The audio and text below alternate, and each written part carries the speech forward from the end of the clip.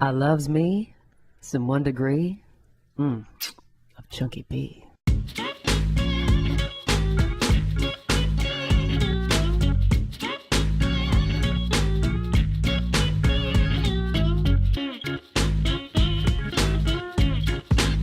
Now, I just have to make a comment about Chunky B. Have you ever seen him looking so good?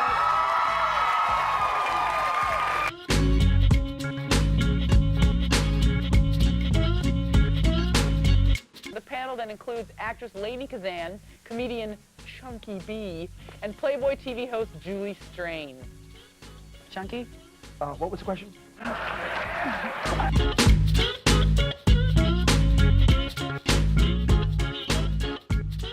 Ladies and gentlemen, what a great honor for you to be tuning in to Chunky B, 1 degree of Chunky B in the Garage of Love. The reason I'm excited is we've got a killer, funny, loving, caring guest. We'll break that down in a second. But it is a good day to be alive in the Garage of Love. Can't do a thing without the executive right over there. Goes by the name of Gary Adler. Somebody give some love to this individual. Thank you, Chunky B. What a warm welcome. I feel really warm and welcome. That's the Garage of Love. Thank you. I'm excited for today. We've got a very interesting guest. I have lots of questions for her. I just got goosebumps. Or him. I'm not sure. Yeah. We don't know yet. Okay. For the people. Okay. Yeah. Okay. That was risky. Hey, Hey, Manimal, say hello to all that love us. Andy. Andy. That's our new thing. We're trying to come up with like a call for you. Andy. It's Mayberry-ish. I've never heard that one before. It's from Mayberry. Someone did it, right? Yeah, Aunt B. Was it Aunt B? It was Aunt B. She used to call Andy. Andy. No, it wasn't. It was a dude from the barber shop. No, it wasn't back Floyd to the barber. I am honored, nervous, excited, even though I've known this person for multiple years, way before I even knew her coolness. Right. Jeanne Field, everybody. Jeanne Field, I'm just going to right to it. Thank you. So Welcome glad to be the here in the garage. garage. You are looking scrumptious. Well, thank you. Even if it's a little rainy out. Yes, I got drenched on my way here, but that's okay. I just wanted to kind of like slip into this conversation, make it like a conversation. I don't like be asking questions and stuff like that. But tell me about Peter and you losing your virginity. Wait a minute. I was really old. I'm kidding, people. Really? It's true, but I'm not. That's how we're starting? No. Jeannie, I'm sorry. You took her Is off. this going to be awkward? Well, you had to do it sometime. Yeah. Well, can we circle back to the question? And actually, my friend Pat said, it's like boobs. Who needs them? And everyone wants them. Yeah, that's right. Okay, okay. Let's just carry on here because this might be going way better than I think it's going. You wrote a book, but before we talk about this book, I'm just going to tell everybody how we know each other because it's 1 degree of Chunky B. Yeah. We have family that. What was you grandkids? I hate to even. Yeah. Oh, yes, they're called grandkids. But I looking at you, I can't even imagine that the grandkids. Well, your grandkids and my grandkid. No, my children. Grandkid. Yes, right. Went to the same school. That's I've right. known Josh Binder. Well, you're one of his best friends. Right, which would be your stepson. That's right. And John Henry Binder, who happens to be a great friend of the show. Venestock right. beer. Let's hear it. It's okay. Yeah. And you've been part of every function at the school that our kids go to. You've been smiling and always great energy, positive, and you rarely miss a rehearsal. I mean, what am I looking for? Like an event Recital at school. or anything right, like that. Right. Yeah. That's right. You're there, so you're dedicated to your family. Yes, I am. And you're dedicated to a lifestyle that very few people have ever experienced. You came out of Madison. We're going to slide right into the book stuff now. If you don't Okay. mind. I don't mind. You came out of Madison, Wisconsin. Good You Midwestern girl. Good Wisconsin-pater, as my husband calls us. Right on. Are you a Packers fan? Oh, are you kidding? Yes. I'm a major Badger fan as well. Okay, Jeannie, and the reason why I'm looking at you kind of crazy is I really do not know where to properly start with you because you've got so many levels. Your onion Let's is... talk about the book a little bit. What's Well, the title of it? What and was your stuff like favorite that? scene? in the book? Yeah. Okay, here's That's what they tell us in the film business. You just start with your favorite scene. okay. I think it's too deep to start with, but I'll do it. How'd you lose your virginity? No, no, you guys. Okay, and I'm gonna tell you people. Okay, we're gonna get in a groove here. Well, but it we're- is called F words after all. I know. And your favorite F words are? My favorite F words are film, food, feminism, fun, family, friends, flaws, fabric, and the far out future. Nice. Can you hold that book up to the Yeah, camera, yeah. please? Oh, Thank I you, Chunky. sure can. I'll do it for you because I don't want to cover your Yeah, let face. Chunky promote it. Right People there. like him a little And bit. look how Oh my adorable. God. That's your grandkid? No. Yeah, funny, smart Al. Can you a little respect? Okay, That's respectful. That's me. Gorgeous That's me, young Gary. woman. Come on. No, it was me at the age of 28. Oh my Lord. That was taken in England. I was sitting on a double-decker English bus that we had turned into a camper, and I was changing film magazines. That's awesome. That's Okay. what I was doing when that picture was taken. Okay, That's so people, you're getting a gist that Jeannie wrote a book about her life, and it is packed with her lifestyle after she left Madison and the ins and outs of just dealing as a young woman on the go. That's right. But you've done some crazy things, and here's what I got to be honest with you about. Reading your book, I just got it 2 days ago, and I got it on my phone. So Right. he's You one sent- page in is what he's trying to tell you. No, what I'm trying to tell you is I had trouble downloading and all that stuff, but I got to it, and I was reading, and then time, like today, I had trouble pulling up on my phone, and I finally did, and I was reading it, and I thought to myself, and it's a true story, I've got to skip a couple chapters. I skipped a few chapters and found myself going, what the hell's going on now? Because it was truly a story of your It's life. linear. So I had to go back.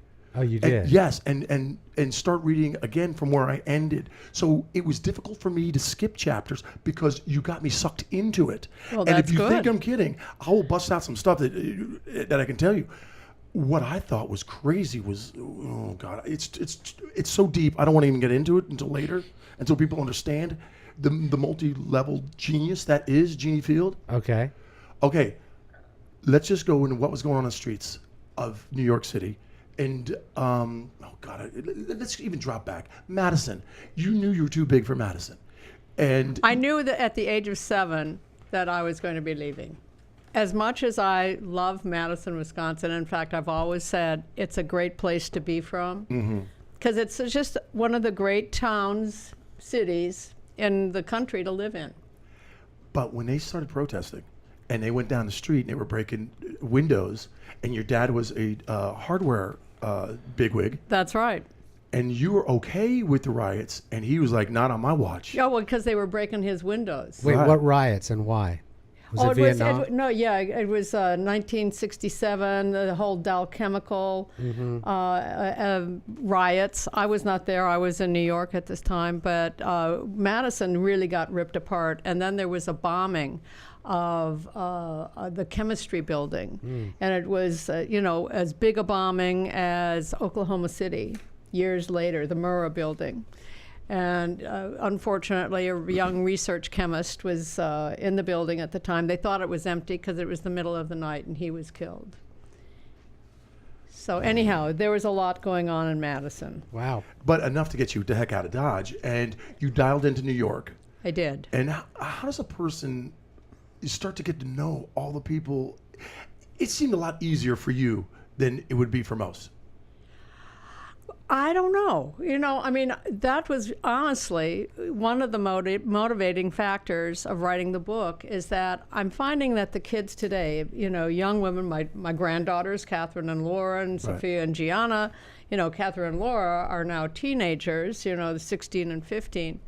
And, the world is different than when I was a teenager. I went to New York, I got a job. You talk to kids here, they go to New York, they come to LA, they get internships, non-paying jobs. Obviously the job market is not as fluid as it was in 1964. Yeah, And- it seemed easy for you to be getting employment. It was so easy. And I don't think that was just me. I think it was the job market. These days it's maxed, whether it's that more, at least in the film business, of course. when I was coming up in the film business, there were 2 film schools, NYU and UCLA. Now there are thousands of them. And so, our business gets maxed out. But part of the reason of writing the book is, as I say in the foreword, don't necessarily just go with what you plan, what your parents are telling you have to do. Maybe you should just be able to follow your own instincts and see where they take you. And don't be judgmental. At what age should you start following your instincts? Or should your parents start letting you follow your instincts? Well, no. I mean, that's what really the book is. I went to New York. My major in college was political science with a Latin American studies minor. And I kept thinking, I'll go to New York, get into business, and everything will be great. Well, I interviewed for some of these jobs, and they were all capitalist pigs, ripping off the Indians in Peru or Bolivia or something. And I thought, I can't work for these people. So I took a job at the Rover Motor Company of North America Limited, mainly because they were really nice people, and I'd run out of money. But after 2 years, I realized, PR and advertising, and these people, as nice as they are, it's not for me. So I called a friend in Aspen, Colorado, and said, what's going on? I've hit a wall. And he said, well, come on out. You can stay with us, find a job, and go for it. And I did. I mean, literally, in 2 weeks, I had sublet my apartment, packed my bags, and I was in Aspen, Colorado. And forming the reputation as Mary Poppins. That's right. That's right. See? Because the job I got was as a nanny for the director of the ski school and his wife, Kurt Chase and Betsy, and their kids, Heidi and Jimmy. It was like the perfect little Swiss Family Robinson. I can totally see you doing that, and just loving the mountains and the after ski, the après ski. Oh, it was fabulous. I mean, the other part of it is that my heritage is Norwegian and Swiss. So, I mean, in fact, my grandfather, when he immigrated from Norway in 1909, he built the first ski jump in the state of Wisconsin. And he would bring over his brothers from Norway who were Olympic jumpers, and he started having the first competitions for ski jumping in Wisconsin. So it's in my blood, and I went off my first ski jump when I was 4. So, I mean, when it really came down to shall I work at Rover Motor Company, or should I go to the mountains and go skiing? Rover skiing. Chunky, you made the same decision in your life, that's what I'm smiling about. It was kind of easy, and that's what I mean about, okay, when you've hit a wall, when you could do it, you're making money, you've got friends, you're clubbing, you're drinking, but is this really what you should be doing, and I mean, right. And I don't mean your parents should. Right. Should I you mean yourself. Your internal makeup. Right. How can I climb to that next point? In my about the own basics? evolution. Basics, like what are you talking about? You got to graduate high school first before you start making weird decisions. Yeah. Am I right? What? At least graduate high school first before you start using your instincts. What you should be doing. Listen, I'm a firm believer in education. I really am. I mean, I went 4 years. When I started college, I went all year long. I went, the 2 semesters at the university, then the summer session. Mm-hmm. And in the summer session, I would take, psych and econ and business ed and, all those things that are boring courses that you don't want to do during the year, get them out of the way. But I went steady for 4 years. What was driving you to be that much of an achiever? Curiosity. And I don't think you lose that. If you've got that, if you're lucky to have curiosity about things that are around you, things that aren't around you, that leads you into really interesting things. How cool was it when you went to Aspen and you dialed into that community Was it like the big building celebrity place to be at that time? It wasn't. It right? wasn't. Honest to God, this was 1966. November of 66 is when I went out. There was no snow at the time, so getting jobs was difficult. And, I'd go around all the bars, restaurants, motels, hotels, interviewing for jobs. They weren't hiring because they weren't assured that it was going to be a big winter. Right. But no, I mean, the streets were dirt. The one street that Barbra was paved, Streisand wasn't hanging out. You know what I mean? No. It wasn't Aspen. It was Jean-Claude Keely. Oh, it was Jean-Claude Keely. I used to watch him. He was fabulous. Franz Klammer. Oh, man, he was great. Yeah, But you were in a scene. You were in the scene. Well, Kurt, was there a cooler scene? Yeah, Kurt Chase, director of the ski school, had been part of the 10th Mountain Division, which was, the Army that trained nearby in a Camp Hall or something like that, near Aspen. And they were the ski patrol, the snow troopers that went into Italy and skied down the Dolomites to take on the Italian and the Nazi armies. That's crazy. And a lot of them in 1945, after the armistice, called the only real estate guy who had stayed behind in Aspen and said, "Buy me that lot, buy me." And Fritz Benedict, who was part of that troop, bought Red Mountain, which became like the place. When you're in Aspen and you're on the mountain and you're looking across, you're looking at Red Mountain. He owned the whole thing, and these guys became ultimately really wealthy, very wealthy. Yeah. Okay, now let's even pinpoint it. Let's clarify it even more. Were you a party gal? Were you just like boozing and drinking? I know you were smart. And I was a nanny.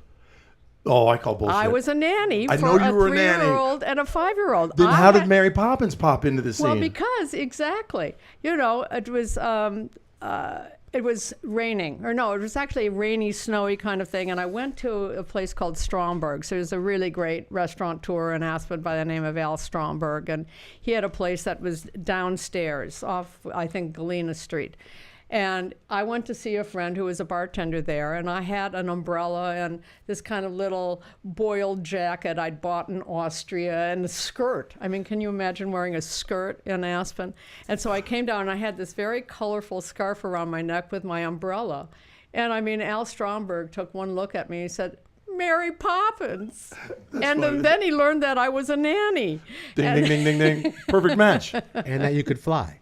That's right. Down the hill on my skis. That's what I was talking about. Like, even though that you were into that cool scene, your background in skiing, people were probably psyched that, like, wow, this chick just came out from New York City, and she's nannying one of the coolest, families in Aspen, and then you got game on the slopes. I did. How awesome is that? It was and I mean, I was a good skier at that point, but really over the years, and actually it was probably late 70s when I went and spent, a friend of mine owned a store in Aspen, and I was doing film production. So I would work on films or do whatever, and then make sure that one time during the winter I would have 6 weeks off so I could just go to Aspen, stay at my friend Bill McDonough's house, work in his store, ski. And I mean, one of my friends came from England, and he was going up to the Bugaboos, which is, you fly in to ski. It's all helicopter skiing. Get dropped in. But he wanted to really get his legs, and so he had a private instructor every day. And he said, "Well, just come and ski with us." So I skied with them, and literally we were just bushwhacking. We were not on trails. We were not on black diamonds. We were just. And were you cool with that, or were you freaking? Oh no, I was. Right in the pocket. Yeah. Awesome. Yeah, no, that's when I really was a good skier. Yeah. But back in the 60s, I was still a good skier because part of my deal was $100 a week, free ski lessons, free room and board. So if I saw a ski instructor with just a few, students, and they had, he was one of the better, on the expert runs, I could just join the class. Nice. Hey, this is how great her book is. We All haven't that even book up scratched. We haven't even scratched the surface. That was chapter 2. I don't even think it was 2. I think, and this is what. And here lies my problem. I got a couple questions too. Okay, throw down, executive producer. One of the F words is feminism. Yes. And when you were going to college, did you Did you run into a lot of women who were just sort of there to meet a guy? Absolutely. In fact, I was a Kappa Gamma, and if my my good friends weren't pinned or weren't engaged by, say, April of their senior year, they were really, really nervous. Oh wow! And you had none of those feelings? No, none. So, Well, in the I book, didn't even have a boyfriend at that time. but you went through some crazy stuff. Oh, it's too early to get into. And I don't want to, because I'm really comfortable in the book part that I know. So I'm going to get a little uncomfortable. I'm going to ask you to even like move on. And when you start to get some crazy stuff, like when you came out to LA, tell us some of your favorite stories that may have not been so good for you or may have been awesome for you. Like Topanga. But that's getting too far. You know, we're skipping Woodstock. Oh, no, we're not. Isn't Topanga? Didn't you move into that commune thing before? you were at Woodstock too? Topanga was after Woodstock. Oh, no. My bad, people. Yeah. Don't change that channel. John, were you at Woodstock too? Yes. And how many women did you have at Woodstock? Wait. First, Did he Because personally have? There was other women there, right? That were at Woodstock with John. I know that. but first of all, Actually, you know, the problem with my time at Woodstock is that this was my first film, and I was so serious. I was an assistant camera person on stage. I was assisting Dick Pierce, who then became a director out here. And I mean, I was really serious. And people like John got to go out to the pond and, you know, the hog farm. okay, I'm going to time out here, Jeanne. People, you cannot see the man on the couch because that's part of the deal. We do have a man on the couch, and it's Jeannie's husband. Can you just stick your head in here for a second, John? There he is. We got him? Okay, you're not mic'd, and you're not even allowed to be talking. It's a guy on the couch, which happens to be another great individual. And the reason why I'm excited that he's here is I'm hoping future guest from the couch to the round table. Yes, he's putting all of his poetry together. But can you, Chunky, can you tell the folks at home why we're talking about Woodstock Yeah. and what she was doing there? I mean, we're missing the big pieces Right. of the Jeannie, pie. break it down about what you did. Were you Okay, guys well, together in please, Woodstock? Were you guys together in Woodstock? No, he was married. He was having Josh and John Henry. Yes, that's Okay, what I was getting at. But she's Actually, there too. Sharon was pregnant with John Henry. That's right. At Woodstock. And I know exactly. Really? Yes, Yes. dude. You didn't know that? You know Yes. something? I knew that one. Okay, so Josh has been to Woodstock.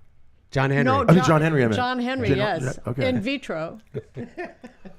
Sweet. All right, folks Okay. at home, I'm going to do it. They were making the Woodstock movie. Okay. Thank you. I was waiting for Jeannie to pop that out. I was waiting for. It wasn't happening. No, actually, what happened is I had a great apartment on St. Mark's Place, you know, which is in the East Village in New York. And there was a bookstore, the East Side Bookstore was across the street from me.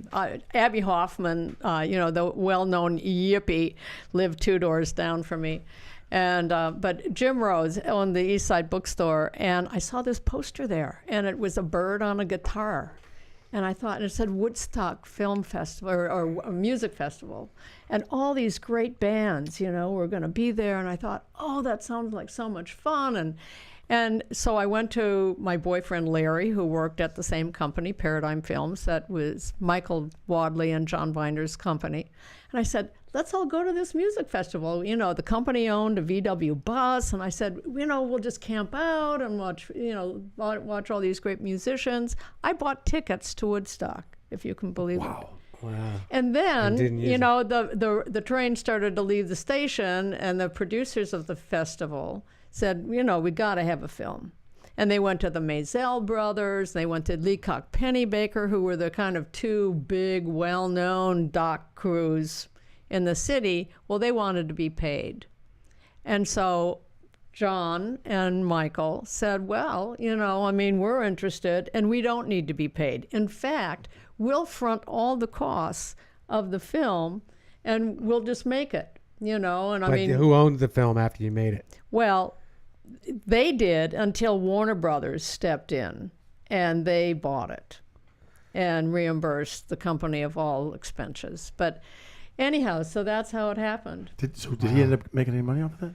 John, I think he got a few $1,000, you know, but he made a huge mistake. On Sunday, we were, no, literally, on Sunday, we were out of film. And, you know, and they were saying, we got to get film.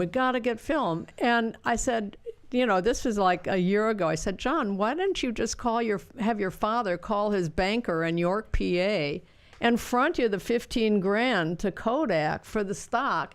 You would have owned the film. Well, you know, we'll talk about that when you're on the show. We can't be jabbing at him when he's just a guy on the couch right now. Okay, so you got out there, and you were dedicated to doing what you were doing. You mean getting up? Oh, well, the reason I got up there early, you know, actually my boss, Bob Maurice, who did become the producer of the film, did not want me to work on the film because we were running the distribution arm of Paradigm Films. Michael and John had made Marty Scorsese's first film, Who's That Knocking at My Door?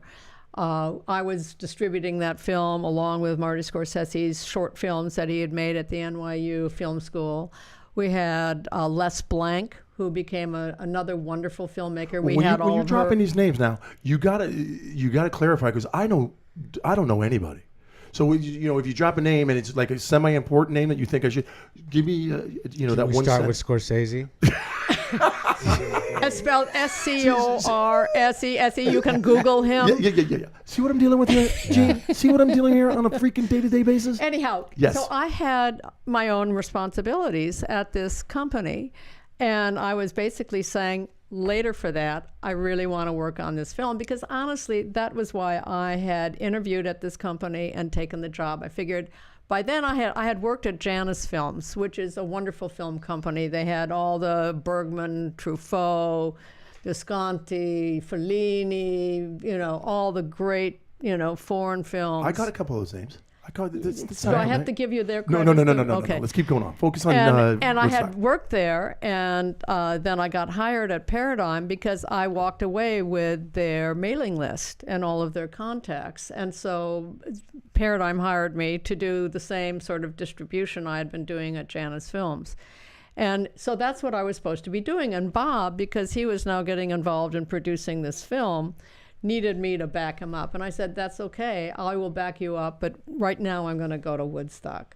And so I got a ride up to Woodstock before it started because we had to deliver Eddie Kramer, who was Jimi Hendrix's recording engineer and producer, because he was going to record all the music, and which, when you think of it, was an amazing feat. He was in a trailer behind the stage, no video tap, no visual at all. And I mean, this was craziness up there. You know, I mean, the site wasn't even quite built yet. You know, everybody was winging it. And Eddie Kramer recorded every song, you know, that was done up there. Now did you merge the two? I mean, so you got the footage? Is that what you were dealing with? No. So anyhow, I got the ride up early because we were delivering Eddie Kramer to the site. Oh, okay, that was okay. That was the deal because he was like, you know, one of the most important people up there. Got you. Okay. Now, in the book, I did catch that you did you enjoy that festival as much as you should have, or were you just? Oh yeah. Listen, it changed my life. Changed a lot of life. I can honestly say Woodstock changed my life. Tell us why, Mary. I'm just about to call you Mary. Jeannie. Go ahead, tell us why. And the reason why is because of Woodstock. You talked about New York, and then I started thinking about some of my family. My mother's name is Mary, and that's what I'll tell you later. Go ahead. Anyhow, why? Well, number one, I had finally achieved my dream of making a film rather than just selling movies and marketing them. And so I realized, man, I'm meant to do this. You know, I just felt so comfortable and capable. You know, when you feel like this is a big job and I'm up to it. Did you guys have a headquarters? Did you have a trailer? The film? No, we slept under the grip truck. Yeah, I want to hear all that good stuff. Yeah. Break Woodstock down. I think you're going too vague. Break it down, and if you I think some people think, oh, there's the film production truck, and there's all the people in it, and they got beds. No, you have to understand, the whole place was chaotic. Maybe Mike Lang and John Morris, who was kind of the voice of Woodstock. Maybe, I think John, didn't they have an office?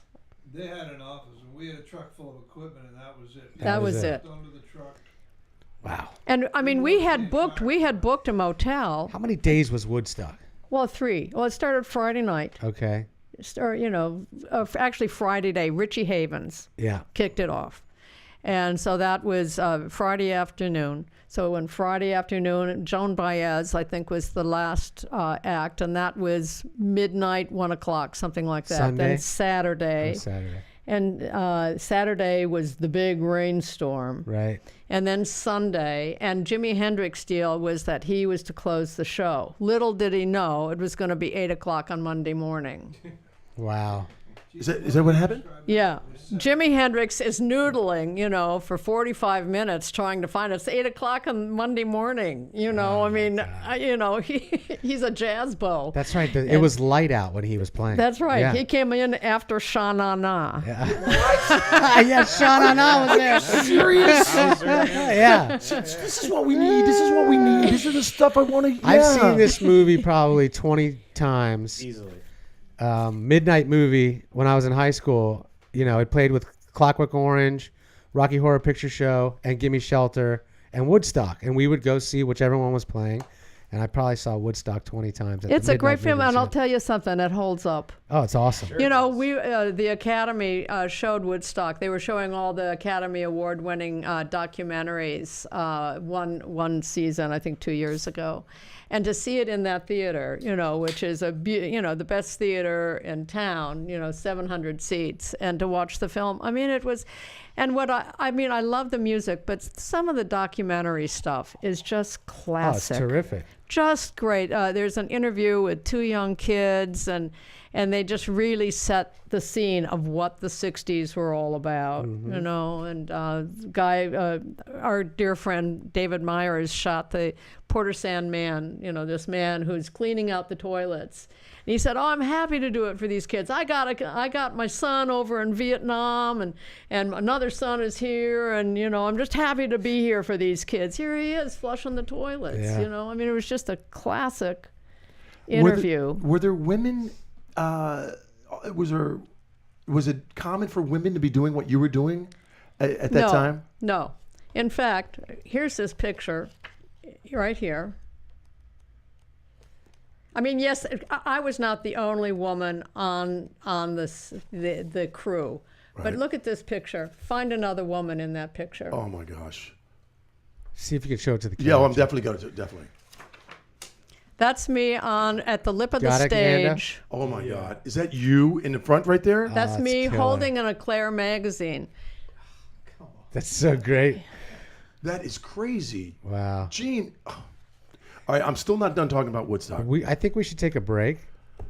Okay. But I want to know if Jeanne went topless. She could really get into the scene. You want to tease no, that? I wasn't. No. I got a good teaser. Well, tease us. All right. Well, we're going into a break. You bring us into the break after I ask her this question. Okay. When were you abducted by aliens? Ladies and gentlemen, you're going to find that out right after this break. Don't go anywhere. It's a good day to be alive. You're in the garage of love, chunkybee.tv, 1 degree of Chunky B. Start telling your friends to tune in for the second set here. Hey, you guys, Chunky B. 1 degree of Chunky B in the garage of love. And you know if you want to get your quack on, you go to Venice Duck. And I'm not even kidding. This is a good beer. Tell your friends. Don't be afraid to get your quack on. Dude, this is actually a really good beer. It's fucking great beer. You're so lucky. Oh shit, I'm still recording. Hey, you guys, music provided by Play Up Music.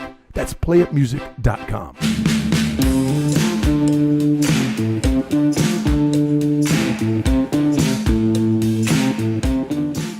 Okay, hi, I'm Jeanne Field, and you're turned on, tuned in, and dropped out to 1 degree of Chunky B.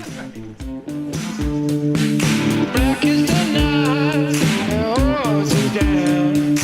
Black is the night that holds you down. We're back, ladies and gentlemen. Once again, it's a great day to be alive. Jeanne Field in the Garage of Love, which just gives me a warm, fuzzy feeling. 1 degree of Chunky B at chunkybee.tv, folks. That's an executive producer of Love right there, man. There you go. Giving the facts. Andy Davey, still at the throne. You're by no means the Wizard of the Knobs, but you're. By the way, let's give it up. Yeah. Oh. Hey, Travis. I can do that. He's a friend of ours that moved to the desert to take mushrooms. But anyway, that's not. Speaking of desert, what do you see in the desert sometimes? Speaking of desert, speaking of mushrooms. Yeah, let's get back to Woodstock, man. Back to Woodstock. Brown acid. Let's do it all. But the alien thing we mentioned at the break, that was called a super tease. You got to stay to the end and hear about the alien abduction. situation. Okay, I have a small attraction to people that have been to Woodstock. And you went there beyond a fan, but working and doing your thing. I'm into production. I'm into camera. I'm into television. So you brought that to the stage smoothly? I'm guessing not. Tell us. Actually, it was. John and Michael and Dale Bell, who was the associate producer, and Bob Maurice, who was a new producer but was a very smart guy. They had a leg up because they knew every documentary cameraman, filmmaker in New York, and some, Richard Chuk came in from Seattle, some people came in from, California. Altogether, there were 15 cameramen, all hooked on electronically. Nobody was on batteries unless they were out, in the crowd, going to the pond, going to the hog farm, going to the, the food stands. Then they would be, sync sound with their sound man and the cameraman, getting all the great interviews. On stage, it was usually around 6 of us, 2 on stage, 4 down front. We had built a shooting platform about 3 feet below the stage, below the lip of the stage, that they could stand on. Right.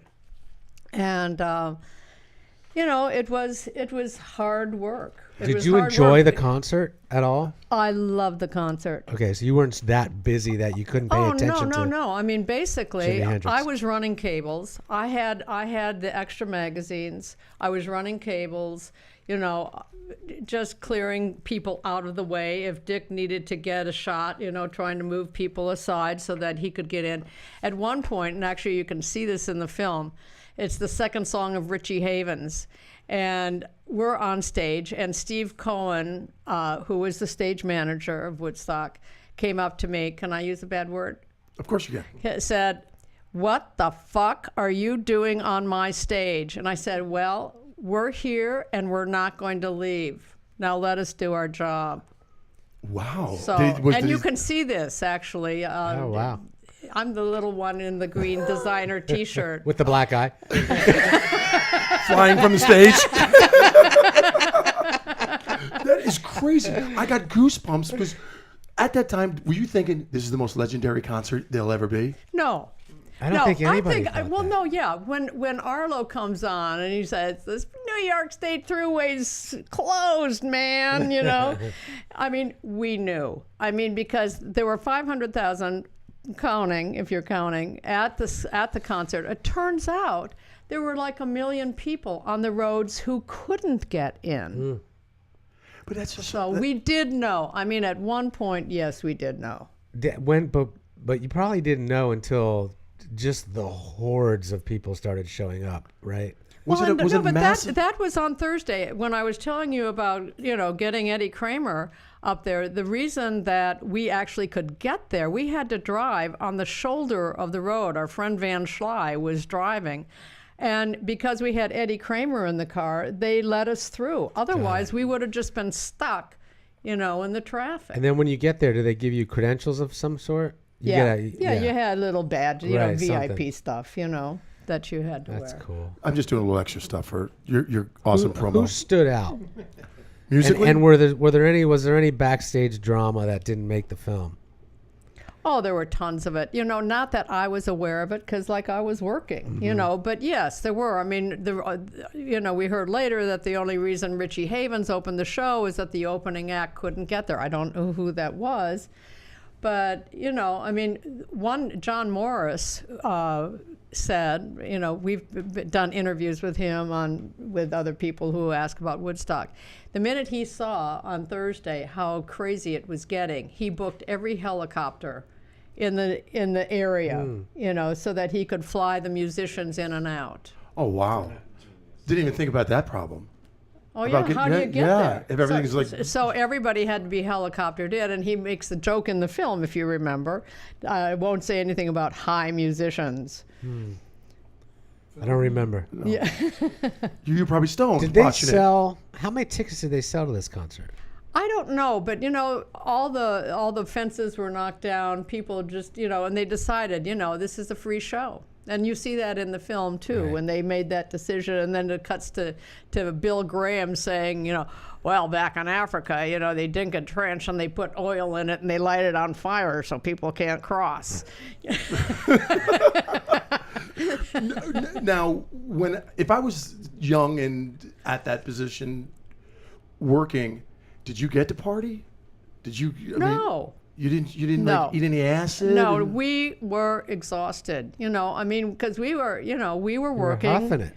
Yeah, we were working, 15, 16 hours a day, and then crashing underneath the grip truck. How was that when the rain came? Horrible. Well, that's it. my Well, God. yeah, Was everything just wet, even with your equipment? Yeah, Everything's well, and that's soggy? it. I was at one point, I had my rain poncho on, carrying a Nagra with an 804 microphone over the fence. Stop! You're turning me on. Look at that. Jesus, numbers and words I don't even know. Keep going, Gee. I know your hubby's here, but fuck. Damn. And I'm thinking, wait a minute, what's wrong with this picture? Because it was storming and lightning. yeah. And Yeah. then, you're basically the lightning rod, exactly. Wow. When you walked out of there, and I know I'm jumping to the last day. Something? No, let's not get that far. Musically, how many acts? Did you guys get every act? Did we film every act? No. No, there were a number of acts that we did film that then couldn't make a deal with Warner Brothers to be in the film. But there were a lot of other acts that you haven't heard of. But you they didn't make the film, or you just didn't we shoot? just didn't shoot them. Okay. Yeah. So you had some time off. You to can just imagine breathe. they couldn't Yeah, but we film still every were- second of the concert. No No, way. no, right? yeah. Yeah. Impossible. Well, and we had Had a to guy, prioritize. Eric Blackstead, who was our liaison with all the music managers. He was in the music business, and so he knew a lot of these people, and he would go to them and say, okay, Joe Cocker's going to be up. What songs should we shoot? So we knew, in advance we were going to shoot 3 songs of Joe Right. Cocker. We were going to shoot 2 songs of Janis Joplin or Jefferson Airplane or whomever, So all of that was decided earlier on. Were you always by the stage every time you were working? Yes. What's your credit in the film? Special thanks. What? Wow. Special thanks. John, do we need to talk about Who this? is this? No, you know what it was? Remember that producer I told you about who Yes. didn't want me to work on the film? Yes. Oh, he gave you the special thanks. Oh, that came back to bite you a little bit. Oh, yeah. Oh, man. See, that's why you got to read this effing book. Yeah, man. You know what I'm saying? It happened again, Chunky too, got a actually. special thanks on the Neville Brothers album, right? Robert Cray? Robert Cray album. Yeah. Oh, great. Yeah. Special thanks. Yeah, I gotta- special thanks. And it's kind of a meaningless couple of words, isn't it? I'm going to give one right now. Andy, special thank you to Special you. thank you. See? Yeah. Is that by your tone of voice? That's something that still sticks at you? Well, it does. You brought up feminism Yeah, earlier, yeah. and like I said, there were a lot of women who, girlfriends and wives of the filmmakers who worked hard on the film, and they all got special thanks too. And, okay. there definitely was Wow. a lot of patriarchal feelings, at that time. I tried to plug into a couple of film cooperatives. Newsreel was one of them, and I don't know if you've heard of them. They were kind of a radical 60s film cooperative. And women had no voice, absolutely no voice. It's still tough today for women in the business. I think it still is. Yeah, for Yeah, sure. it's But that, and part of the book talks about that, is that it's true in rock and roll too. I was on the road with Neil Young. I was one of the only women to ever go out on the road with, What'd you do for Neil? Well, I was tour manager of Rust Never Sleeps. Really? Are you guys still Yeah. friends? Yeah. Wow. What do you? Anyhow, just to say that there, Well, hang on a second. Tell us more about this Neil Young guy. there is Yeah. there is an attitude that women have to take when they are working with a lot of men. I mean, one of the chapters in this book is 36 Guys and Me. And it's when I was the tour manager on Rust Never Sleeps. And, you know, you can't be sexy, you can't be whiny, you can't be a lot of things that are attributed to the female I think Hillary gender. Clinton is suffering from this a little bit right now. You think so? Yeah, Are you getting I don't think political? she's connecting with the younger people. I think there's Well, she's not. There's a little bit of that going on right Well, now. there is. where they're is. looking at her very harshly for some reason. Yeah. You know, Well, she looks like the establishment. maybe that's what it is. But the other But part she's of it. has to look like that to get to where she is. Well, but there's a limit. I think you can still be feminine, and I think that's what it is. Finding how can you be feminine? How can you be, you know, the softer sex, yet still functioning, you know, And doing, achieve. and achieve and be accepted. That's That's a lot, the it's a other lot thing. to deal with. And- That's a lot of work. Yeah. To be accepted by all these guys while you're just doing your job, you're being their friend. I mean, it is a balancing act. Yeah. But I think it's a really interesting one. Did you find yourself flirting to get maybe to Hey, different meetings? gas, grass, or ass. Nobody rides for Oh, free. really? Chunk. Did you know bust what that I'm out right saying? there? Did you just bust that out? Oh, you're such a hippie. Sorry about that, Jeannie. This van's a rocking. But did you find that your sexiness may have helped open a couple No. doors? You don't think you didn't use that button? Push that button? No, I don't think so. I mean, I was serious about this, you know. I mean, I really wanted to send the message, I'm here to work. You know, I mean, if we want to get sexy and get down, that's later and off the books, you know. Right. I mean, you have to compartmentalize here. And I think that's important. And it's something I don't think you know that. It's something you got to learn. Right. And you learn through experience. That's right. Before you put ink to paper with F words,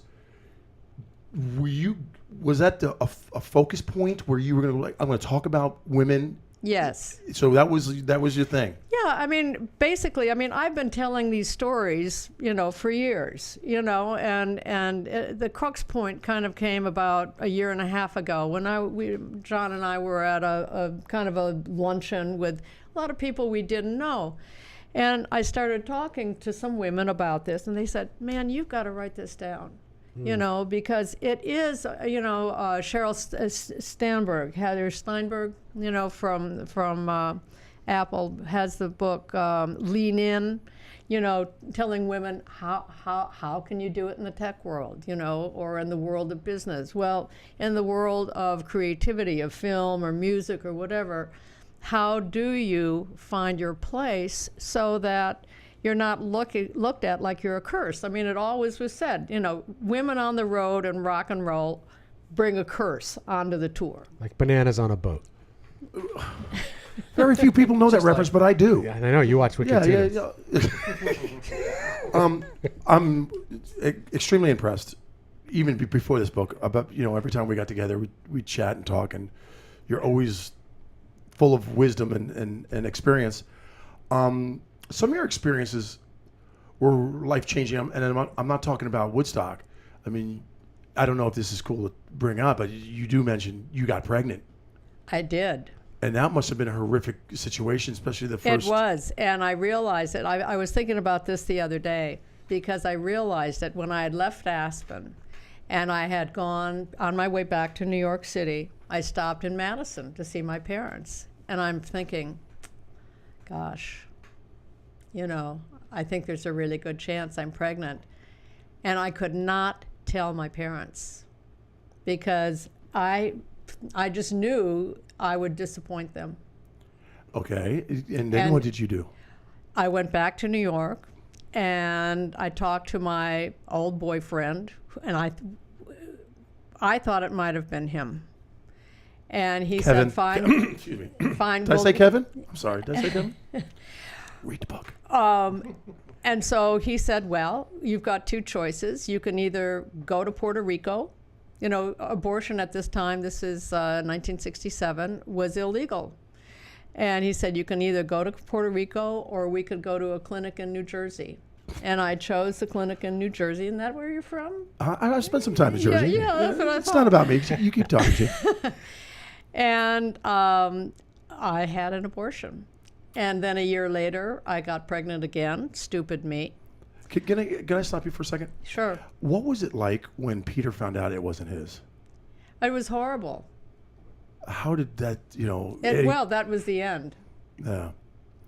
Is that cool that I'm bringing this up? Absolutely. It's in the book, so It's fine. And that's when in this book, that's when I think you dropped into a communication that was really, I don't want to say easy to read, but I felt that's when you started getting in the groove of the book. At first Aspen running around, it was all, and then all of a sudden when you started talking to something that was so heartfelt to you. Well, it is, and I mean, the reason I bring it up is that we are still dealing with pro-life versus pro-choice in the country, and it seems like it's a subject matter that won't go away, and it seems like the people who are against pro-choice try and paint women who get pregnant and have abortions as being low class and unthinking and uncaring or unchristian or whatever. And I think until middle class people like me start talking about it being something that we regret but that we own, and it was our choice, and it has nothing to do with the government, right, that we can maybe put this issue aside. Were you thinking, what the hell am I doing when you had back-to-back situations? I mean, because there's only a year apart. That's right. Well, and it's not that I wasn't trying to take care of it. I was on birth control pills. They didn't always work. And you haven't read the rest of this. Yeah, so, I know. So I will tell you the rest of the story is that I then got a Dalcon shield, which was sold. This was in 1970. They said, oh, this is the latest thing. It looks like the lunar landing module. And it was an intrauterine device. And it ended up sterilizing 300,000 American women, me included. Oh, goodness. Wow. Okay. Damn. And you know what they did when they finally outlawed it here in the United States? They sent it to India and Africa, and they continued. This is the Nestle company, and they continued using it on women in third world countries. I mean, Wow. that's okay, right? Yeah, that's fun and loving. Yeah, I mean- yeah, that's upbeat. Yeah, and Jeannie, and I know we got serious there, but that's what I like about you. That's what you celebrate the highs and the lows. Well, you don't celebrate the lows, but Well, no, we all have them, Yeah. I think that's the point. Everybody says, well, it's not how low you're beaten down. It's can you get up again? And it's the one thing that John has consistently said, gee, you may take a few months to breathe and look at your navel, but you're back. right. And how do you get back? How do you find that focus and strength and enthusiasm to say, okay, that was then, this is now. Right. And Gary normally asks this question, but I'm going to ask it. Oh. What is the thing that may have gotten away? It got away. Well, kids. There you go.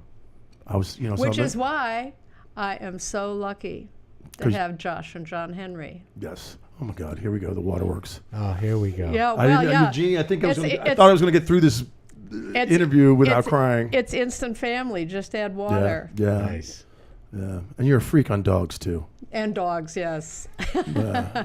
How many dogs you have But now? no, I mean, I miss that I, didn't have my own kids. But, everybody said, oh, women can have it all. You can have your job, you can have your husband, you can have your family, you can have money. Well, you can't.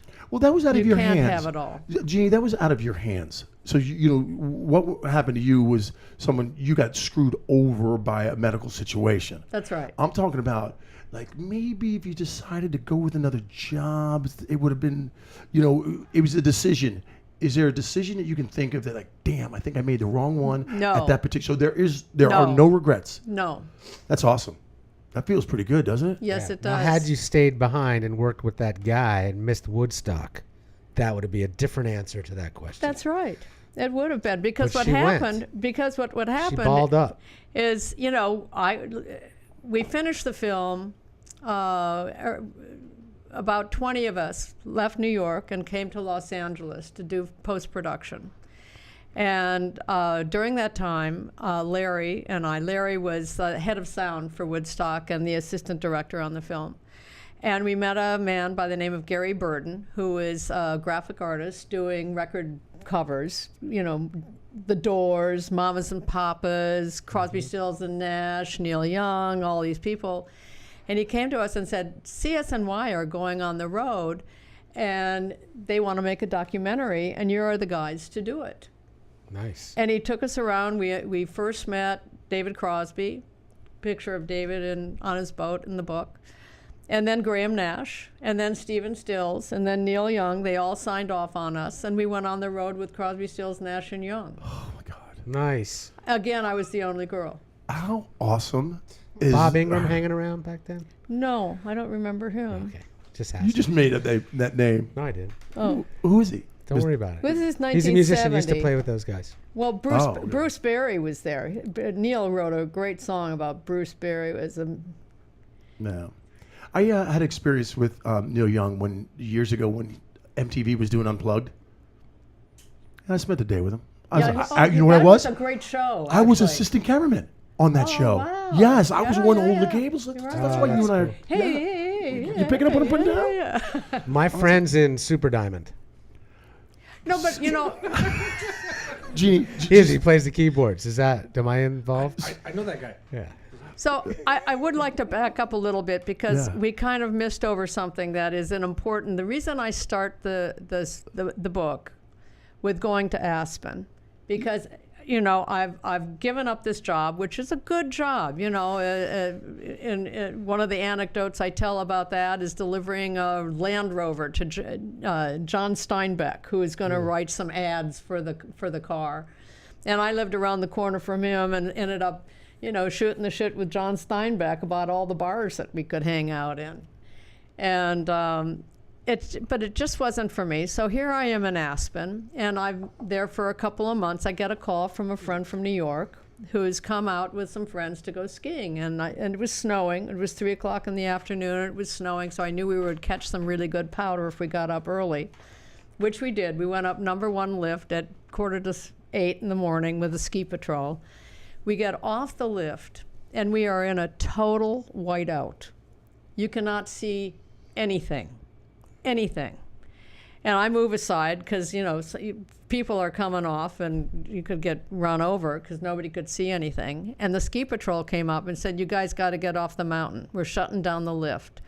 And there was no restaurant we could go to. We had to literally pick our way down the service road that the snowcats come and up not to groom the and not snow. even seeing a foot in front You of you. cannot see us. And these guys had just arrived from New York. It's not like they have their ski legs. Right. And, And now they're fearing for their life. well, that's right. That's crazy. But I skied all the time, so I knew the signs and where to go, to turn left, turn right, don't go down there. That's a black double diamond, And I don't know how long it took us, whether it was half an hour or 2 hours. I mean, you lose all sense of sensibility. You can't hear much, and you're just picking your way down. Finally, we get down on Little Nell, which is the bunny hill that leads down to the bottom, and we finally, know we're home free. And we're sitting in the bar after that, having a couple of drinks, because even though it's 10 in the morning, we're freaked out. And this guy turns to me, Bill Harris, and he says, I just bought into this little film company, Janus Films, and if you want a job when you get back to New York, you've got it. Nice. And that's how I got into the film business. And that was, you saved his life. And right. going down the catwalks and double secrets Aspen, which no one knows of except if you're experienced on it. That's awesome. That's awesome. But you did not go to New York. Did you go to Mexico after that? I did. Well, because that's what everybody did in Aspen. I mean, the lifts closed the first week of April. And, you know, I mean, on some level, surfing and skiing, it's all the same thing. So everybody heads to Mazatlan. And this guy who I went to see when I got the name Mary Poppins, Phil Miller, was going to drive from Los Angeles to Mexico City and back. And I thought, that sounds like fun. You know, that's 5,000 miles that I could do. Yeah. And that's what we did. Wow. And I had $75. Yeah, yeah. And I did 5,000 miles on $75. I love the fact that you know, you get yourself in life-threatening situations, but you ran out of gas. You missed an exit. Oh, yeah. Yeah. And then you had these guys come up. I was driving, and, you know, it was his car. It was a little VW 1500, you know, the little station wagon that they made back then. And we had gotten on the wrong road. We were on a commercial road where it's mostly semi-trucks. And so there were no places to pull over. There was nothing, no gas stations, no nothing, and we run out of gas. It's so embarrassing because I really think of myself as a car person. My dad had bought me a TR3 when I was in college, and, you know, I thought I was pretty cool, you know, driving this little sports car. And here I am, run out of gas, and, you know, trucks are zooming past, nobody's stopping. Finally, this station wagon pulls up, and 3 of the gnarliest looking, you know, pachucos get out of the car, and they've got their shirt sleeves rolled up over their cigarette packs, and they're kind of hitching up their jeans, and I'm thinking, oh, God, you know. But you spoke the language. I spoke the language. I explained that we'd run out of gas, and they looked at me, and I'm thinking, oh, no. And, you know, here's Phil Miller, who's like this scrawny, redheaded guy, and they go back to their car. They jack up the back end of it. One crawls in with a gas can. They unload some gas into the gas can, give it to me, and drive away. Nice. You've had some crazy things in Mexico, right? Were you surfing down there? Yeah, but I'm not allowed to talk about it legally. Legally? For legal reasons, your lawyer? Yeah, I'm not allowed to. Well, and the next one was we were in Zihuatanejo, which was north of Acapulco, about 3 hours. And at that time, this is, again, the 67, it was a dirt road. I mean, going north out of Acapulco, it was paved, and then at some point you just hit a dirt road that took you to Z-Town, and which is a beautiful little town on a bay, you know, and there's a natural dam kind of at the mouth of the bay, so none of the sharks can get in, and so it's just a beautiful spot. And in fact, it's where Timothy Leary had gone with all of his acid crazies from Harvard to, you know, research. And so we got there a couple months later, and this beach boy down in Acapulco, Carlos, had given me a note to his uncle. Turned out he was the mayor of Zihuatanejo and owned the barber shop. And he said, just go to my uncle and tell him, you know, to take care of you. Yeah, he's the mayor and the barber. Yeah, and so I go to the barber shop, and I give him the note from Carlos introducing me, and he said, well, come in the back. And we go in the back, and there's a little table and chairs, and before he sits down, he pulls out this huge 44 Magnum and slams it on the table, and it says, have a seat. Wow. And, you know, I said, look, you know, we're just here. We want to get a couple of palapas on the beach and hang out and eat huachinango and drink cerveza and be out of your hair, you know. Did you think you were in town to pick up a couple pounds of something? Or? Well, that's what he said. He said, if I get any hint that you are here for drugs or anything like that, you know. Yeah. And so, but we weren't. So. There is a story that I want you to tell that led up to your eye incident. Oh. Okay. Who are you running around New York with? Harold Lloyd. I had a date with Mr. Harold Lloyd, who was at the time 79 years old. Right. And it was when I was working for Janice, and we had put together a thing called The Funny Side of Life, which was taking some of his 2-reelers and cutting them together to, you know, show kind of a montage-y amount of film of all the funny stunts he did. And then I want to make clear exactly who he is and how big he was back then. Yeah, Harold Lloyd, you've all seen pictures of him. He was the kind of funny, skinny comedian with round glasses hanging off of a clock. in his suit, and he was like Buster Keaton and Charlie Chaplin, Physical and comedian. Harold Lloyd owned all of his films, so he became incredibly wealthy. In fact, Ron Burkle lives in his house on Beverly Glen, Benedict Canyon. Right on. And it was 105 acres, And so anyhow, Harold Lloyd had come to town to talk with us because we were selling this thing as a hard ticket item, which meant that, it was a special presentation at Lincoln Center or someplace in Washington or Boston or whatever. And after we'd had our meeting, they said, well, Mr. Lloyd, can we do anything else for you? And he said, yes, I'd like to take Jeannie on a stroll and get a pina colada on Broadway. And are you freaking out? And I said, well, Mr. Lloyd, I would love to do that. He said, there's a special stand I know at 47th and Broadway, and we'll just walk down there. And we go down there, and we get our pina coladas, and he looks up, and there's a movie marquee, and he says, Dirty Dozen, have you seen that? And I said, no, I haven't. So we went to that. And then we come out of the movie theater, there's a limo waiting. I don't know how there was a limo waiting, but we get in this limo, and we go to P.J. Clark's over 53rd and 3rd, and Harold Lloyd walks into this place, which is a very popular New York joint. Is it a burger? Yeah, burger place, Yeah. But it's major, Right. It's one of these, kind of zinc or aluminum bars and all. And, I mean, people go crazy. I mean, here's Harold Lloyd. Was he recognized right off the bat? Completely. I mean, it just, it was amazing. And so you're the young hottie hanging out with him? Yeah, I mean, I'm 24 years old. He must have been the happiest guy in freaking the city. Look at him. He's pushing over, knocking on 75 years old, and he's got Jeannie in his arm. Just got back from the movies, having a burger. Just had a pina colada. You're like, what the fuck's going on here? That was pretty funny. That is awesome. And then he takes me in the limo. And he says, no, I'll take you home. And so was he trying to smooch or anything?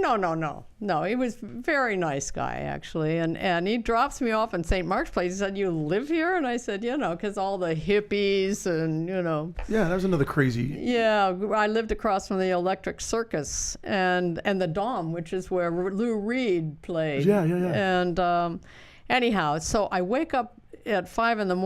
and I've had corneal abrasions. Which is contact lenses used to be glass, and so if you wore them too long or you didn't moisturize them, you got scratches on your cornea, and it's like your eyes are burning up. So one day you're top of the world with a superstar, and next day you're fighting for your sight. Yeah, and so I knocked on my landlord's door. He put me in a cab, sent me to the hospital. And I'm at the hospital, and I think I got to get home. They've doctored my eyes. I'm all patched. I can't see a thing. And I think, who can I call? So I called a guy I worked with, this guy, Craig. And he comes to pick me up. He takes me home, and he starts to come on to me. Oh. You're blind. I'm You're patched. blind. And my he's God. pushing me down on the bed. Oh, my God. Yeah. That's awkward. Yeah. Did you see him the next day in the office? Well, when you went back? Yeah. How awkward was that? It was horrible. You should have punched him in both eyes and gave him the patches. How far did this pushing go? Were you wondering, Andy? I'm kind of wondering. Yeah. In other words, did you say get off and he left, or No. Oh. I think it was a very awkward and violent situation. It was. Wow. God, how do you not get a friend? You knew everybody. You got to beat up in an alley. And that brings up, another big, gender discussion, of friendly rape. Oh, Lord have mercy. Date rape, they call it. Date rape. There you God go. damn. It wasn't even a date. The guy was bringing her home and she couldn't see a fucking thing. I know. That was 67. Terrible. Now, when you're writing the book and you mention these names, did you have to get, what's the protocol? I didn't mention his last name. Okay. But all the other people? Did someone have to research and call them and say, No, not life rights. Yeah. All right. I think you have to be careful with stuff like that. You know, if you're going to slander somebody. Yeah. But that wasn't my point. And in fact, one comment I got from a reader was, "Gee, even when you hated the guy, you were kind of nice about it." You're a nice person. Too nice. Maybe that's why everybody likes you. Oh yeah, right. Yeah. But you find yourself extremely lucky because this is not normal. Even though you want women to read this, young women that have their life ahead of them, not everybody gets this out of trouble. And you have lived a life that I think very few people have the privilege of experiencing. Possibly. I mean, I don't know. I would hope people have great lives. I think you're being modest and down deep. You're going, fuck yeah, Chunky. I think she's just being nice right now, and she knows. Well, no, I'll tell you. There is a reason I wrote a book. Yeah. You know, there I you mean, go. I'm of an age where a lot of people say, "Gee, I should write a book." We're looking at the last couple of decades of what we've been given here, and I should write it all down. But most people don't, But I just felt, I mean, for a couple of reasons. Yes, I do think I've had extraordinary experiences. But my favorite meet in the book actually is. Oh, God, John, who's that? McLuhan. The guy at Janus Films was very close to Marshall McLuhan. Do you know who he was? I do not. Marshall McLuhan he coined the phrase, "the medium is the message." And he was the one who was a professor of communication and philosophy. He had a special chair at Fordham University at the time. He was a Canadian man.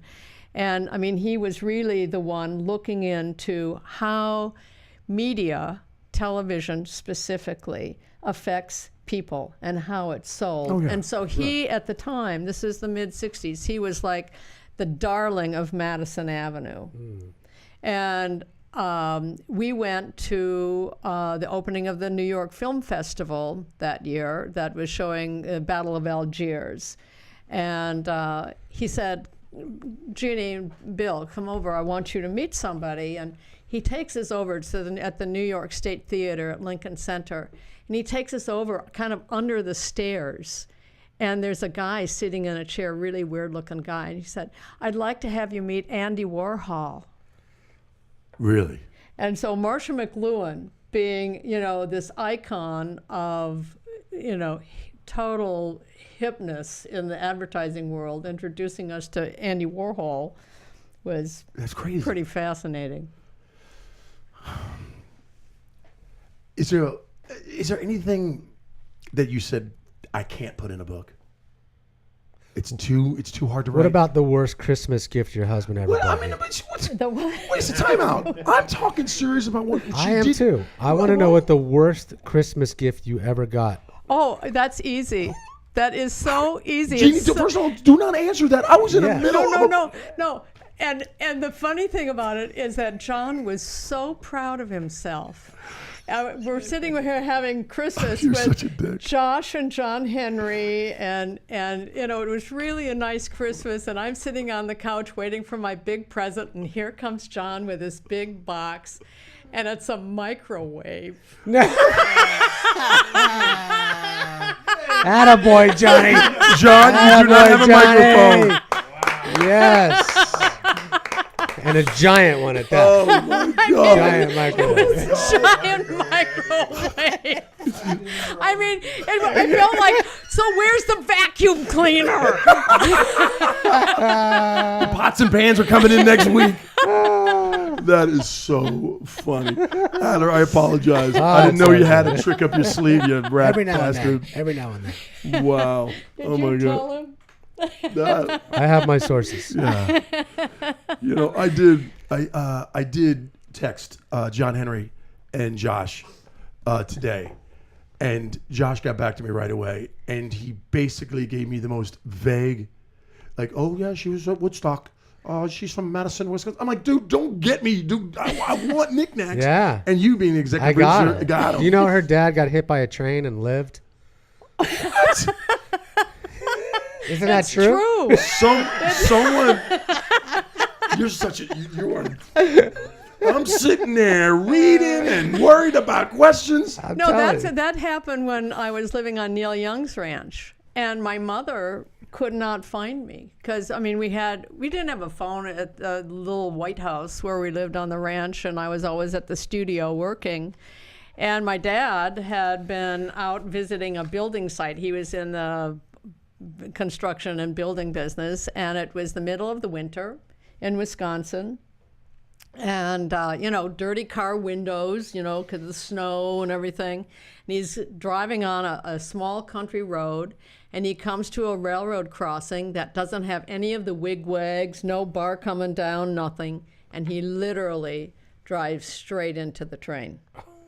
It was crossing at the same time. And he was crossing at the same time, and he was in a brand new station wagon that got caught onto the engine and started being dragged down the tracks. And they still had the pole where they would hang the mail bag. Yeah. I don't know if you got. Sure. They were in the country. They used to do that. You hang They the would mail grab bag, it. and the train would hook it, as it goes past. And his car hit that and got wrenched off the engine. And so my mom was calling to say, well, Dad was in an accident, but you don't have to come back if you don't want to. And I said, are you kidding? I was on the plane the next time, and he was really broken up. Everything broke. Everything broke. Well, he just got hit by a train. He lived to tell the tale. Yeah, he did. Did he make a full recovery? Pretty much. He had a team of 10 doctors, and the thing that he had broken, his right leg was shattered, all of his facial bones were shattered, ribs, etc. But it was also the brain was swelling. And, this was in 1972, and they didn't break open the skull at the time. Usually now they just take a piece of your skull out. And they were afraid that he would have brain damage, which, there were times when he would get a little off, Yeah. Lose his keys. My dad was a real gentleman in that old sense of the word, that, post-war sense of you were a gentleman businessman. And, sometimes we would be in restaurants and he'd start insulting the waiter, which, he never would have done before. So. Could that be to age? Because my mom does that. Well, it's one of my pet peeves. I hate to go out for a meal with people who are really rude to a waiter. It's just one of my things. Please, it doesn't make sense, first of all, because they're going to go back and prepare your food. Right. They could spit in it. Yeah, Everything. You just got to be really nice. No, exactly, and it's just such a I don't know. It's like an entitlement. I'm paying a bill, so I'm entitled to treat you, poorly. Yeah. And I don't know. It's just a thing about. But before we close on this awesome person. Yeah. We're done? I have so many more stories to tell. That's another podcast, baby. Well, we do have one more to tell. If there's if there's a couple more, great. But we still don't forget the Super Teas. Oh, the Super Teas, right? Yes. Exactly, about the aliens. But I want to say, something that I don't know if it was a good lesson that you taught me, or but I'll just go ahead and say what you said to me one day. Hey, Chunky. If you ever find yourself drinking and driving, go to McDonald's drive-thru and put some hamburgers in the bag. And if you get pulled over, all they'll smell is the burgers. No, grease. The grease. That's just smell grease. Yeah. Yeah. Tell me why you told me that. Yeah. No, John and I had gone to see Terry Malick's film, the Thin Red Line. Mm-hmm. Did you guys ever see it? It's a great movie. Really, it just knocked us out.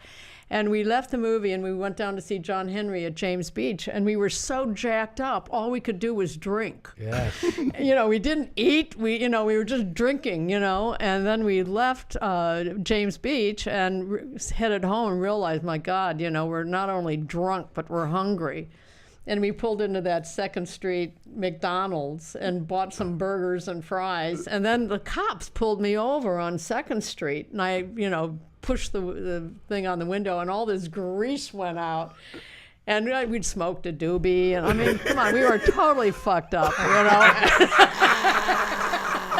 There we go.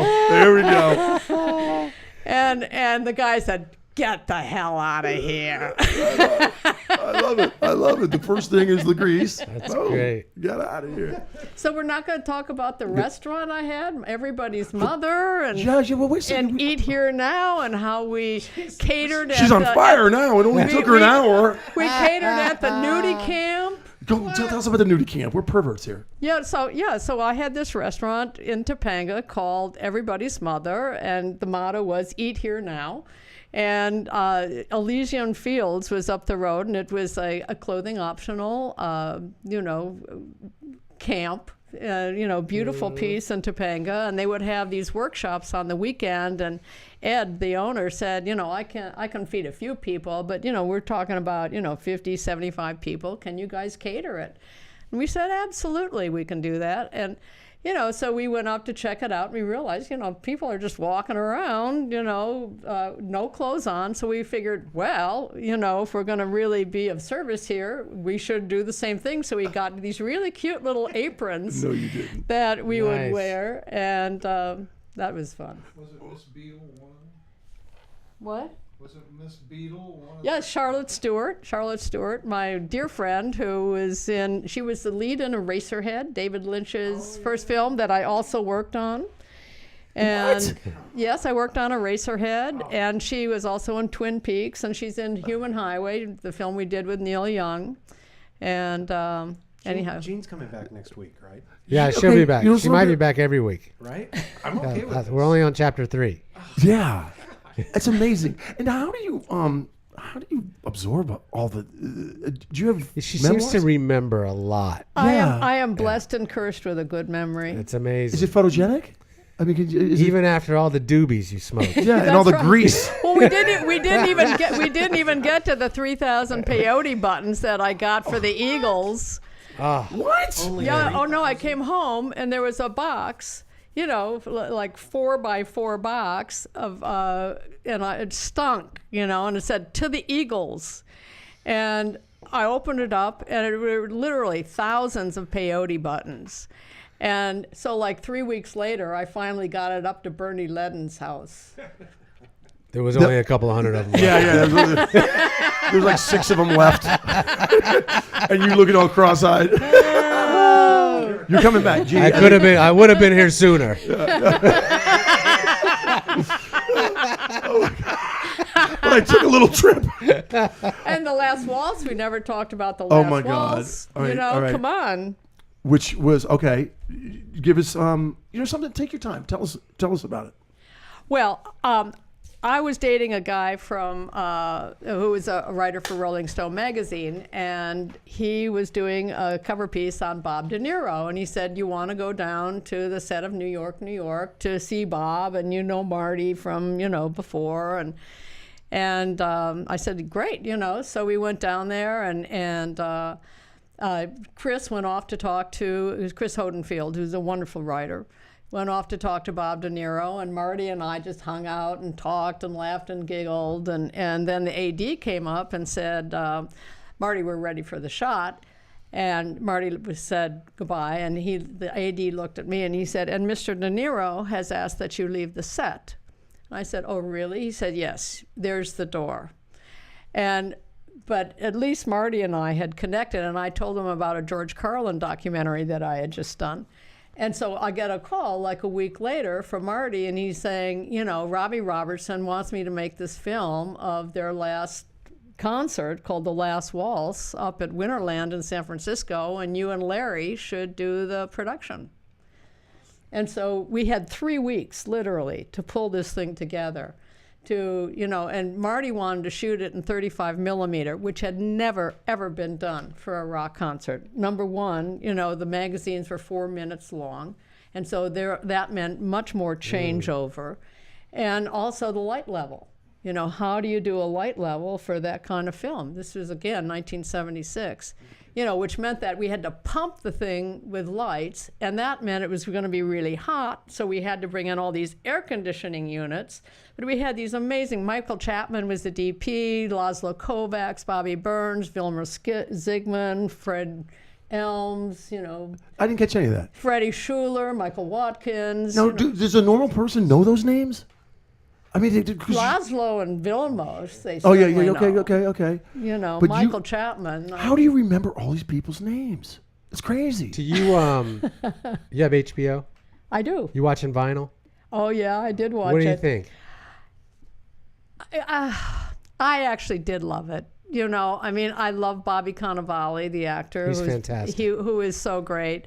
I think it's a little out there, you know. I mean, I did know Marty back then. I knew what his proclivities were, and I never hung out with Mick, although I did have a great time. I helped Al Maisels carry his equipment in when he started shooting Gimme Shelter. Right. And Al had arrived at Madison Square Garden all by himself to take, and I said, you know, I just went up and said, can I help you? And he said, yeah, take my tripod and put it in front of Mick Jagger's microphone. And I said, fine, you know. So I went in there, I told the security guard, I got to stay here. And you did? You were there for And that I whole did. concert? Oh, And my so God. Al came in with his Unbelievable. camera. That's and so it crazy. was The other Al, midnight movie I used to it was Al and me, you know, right at my, and until the crowd crushed us, they had to pull us up over the stage to get us out of there. But in any case, Crazy. Amazing. yeah. All right, here's the deals. You're busting out some great stuff towards the end, so that means mandatory you're coming back. Okay. Yeah. You're going to come back. Okay. All right, you know Sure. something? Here's another Just great... getting started. And then you guys will have read the book. Well, I didn't even know you had a book. yeah. I want to let you know that, first of all, I just got a couple. I will not break any speed records for my reading ability. Hey, you know what? I brought you copies. Really? Are you serious? I did. I brought you copies. Okay, you're going to sign them. Yeah. Okay. I will You're definitely our fifth sign them. author. See, we got 1, 2, 3, 4. Yeah. by fifth far author. the coolest. Definitely. Okay. And cutest. Look at that. Look at, man, oh man. Thank you for your life. Can I read one of these? Yes. I would love, you know, here, this is John Stauber, who is an amazing political activist and author. And this is what he said after he read the book.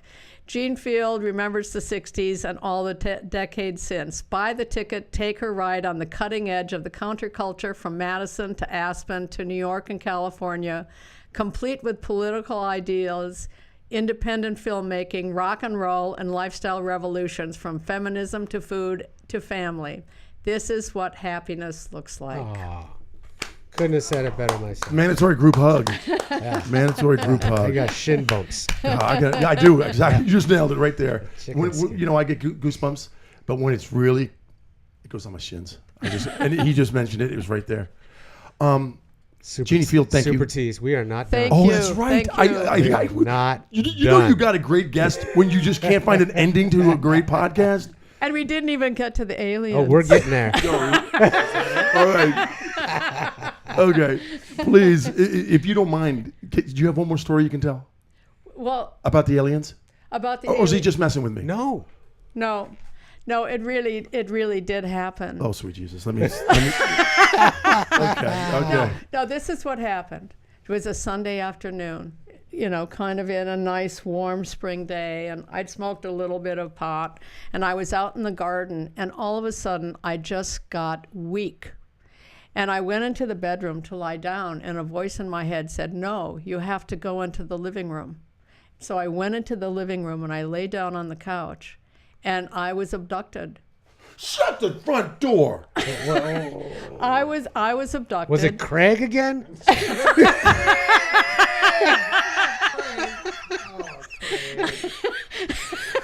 We're trying to be professional here.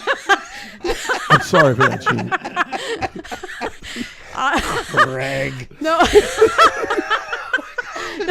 No, Oh, but no, literally, it was the proverbial, you know, they had me on the spaceship. Come on. I was knocked out. They measured me. I was swarmed by these alien-looking creatures, and then they dropped me off into this, you know, very, very deep canyon where I had to perform, you know, Herculean tasks. And it really was like an odyssey, you know, that in order to go, you know, or what is the game, you know, Monopoly. In order to get to the end, you have to go through all of these tests. Wow. And Like you're like the Running Man. or and something. at the end, I'm my hands are above my head, and I'm completely swathed by 2 huge snakes whose faces are looking at mine, and I hear walk, walk, walk, and there are hawks above me, and they come down and they swoop down and they grab my arms and they pull me out of the human caduceus that I had become. And I wake up and I look out the front window, and there are 2 hawks swooping right past our front door. And then John came into the living room and he said, "Are you okay?" And I said, "I think so." And he said, "You've been out for hours." Wow. He said, "I kept checking on you. Get me the name of that pharmacy. But you never woke up." And I mean, I had been out for Wow. hours. That's I mean, and crazy. I do not do that. So do you know, you some feel people, like you had sort of an outer body experience? well, there? and as I say in the book, did this happen or Yeah. did it not happen? Does it really matter? Yeah, it happened. You know, To you, I it mean, happened. It was whether it was a dream, a vision, whatever. I mean, Yeah. it was such an extraordinary, vivid experience that does it really matter? The manager of the Eagles called and said, "Hey, we're missing some fucking pills here." All right. Is Jeannie passed Yeah. out? Because the good stuff, I think she got the good stuff. And our Hawks, Jimmy and Fred, are missing. Have you seen 2 hawks? Jimmy and Fred. I love the fact that you come up with names. Jeannie, you're awesome. That was so Thank you, fun. guys. Thank you, Chunky. God, that was, yeah. Yeah. That was, it's kind of like you just want to sit back. I feel like and- I was abducted by aliens. I really do. I feel like I was abducted by our podcast guest. And that's a good abduction, Yeah. yeah. There's Whether no it happened or probing. not, I'm not sure. Yeah. All right, you guys. It's going to be tough to put a bow on this. Jeanne Field, thank you for just bringing love to the Garage of Love. Yeah. We've got more love now than we've ever had. Great show. Yeah. Executive producer, G, you know you're an awesome individual. Thank you, Chunk. I don't know why I put up with you. He and I, almost every show, we'll have like some type of argument right Yeah, before. Right before. Yeah. Yeah. And he was messing with me big today. He was texting Yeah, me like, "Who's our guest? Yeah, What's going on?" I'd done a lot of research on you already. Yeah. Who comes up with Why the do you bag think and hit John my- Henry didn't give you anything to say? Oh, you were... Josh Binder's fired for my information. Yeah. Manimal, Andy Davey. And Nice. We're trying to do so. Yeah. I can't hit that high note. I'll get The some. guy on the couch. Yeah, guy in the couch. Yeah, that's all we got to call. Hey, cooler than average. No doubt. Cool. Cooler than average. He'll Future guest. Yeah, he'll be sitting there soon. Okay. We're gonna close. Look at me. I started asking questions again. Yeah. All right, you guys. 1 degree of Chunky B in the Garage of Love. ChunkyB.tv. Do us a favor. Help us help you. Just communicate with me. Go to 1 degree of Chunky B. Facebook me. Go YouTube me. What do you guys want from the garage? And we will deliver. Let's pitch the book one more time. And F words. No effing around. Look this up. Can we buy that on Amazon? Yes, you can. $15 Prime. That's $15 right. on Amazon I Prime. just bought it. Oh, and by the way, Kindle, if you are Kindle and Nook and Kobo. Okay, good. and if you're going to Amazon to buy the book, go through our website, hit the Amazon button, and we get a little piece of the pie. Oh, perfect. Ding, Why do ding, you think ding. we had you on, Jeannie? Yeah. Yeah. We're going to make some money off of F words. Thank you. We are DONE. God, what a great night. That was awesome.